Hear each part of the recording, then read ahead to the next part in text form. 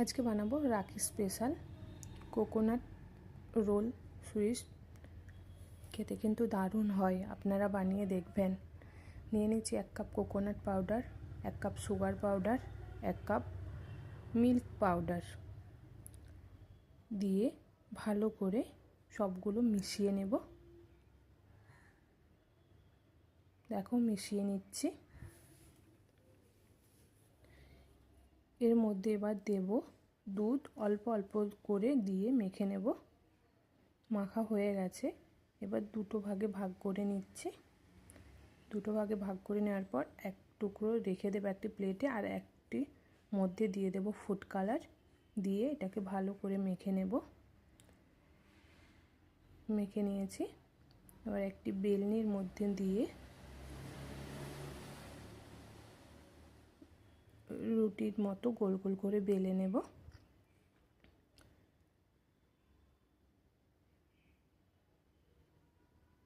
বেলা হয়ে গেছে, আর এক টুকরো নিয়ে ওটাকেও ভালো করে গোল গোল করে বেলে নেব।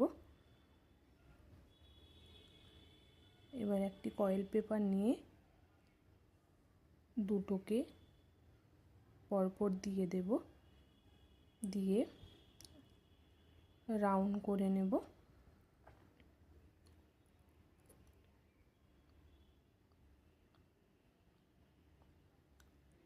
রাউন্ড করে নিচ্ছে।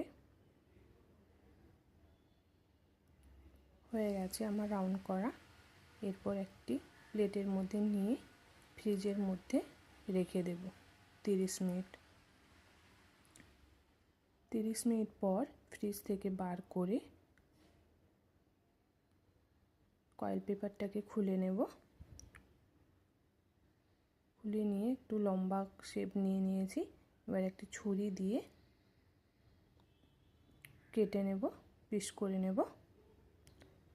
দেখো দেখতে কত সুন্দর হয়েছে, খেতেও কিন্তু দারুণ হয়। আপনারা বানিয়ে দেখবেন, আর কেমন হয়েছে আমাকে কমেন্ট করে জানাবেন।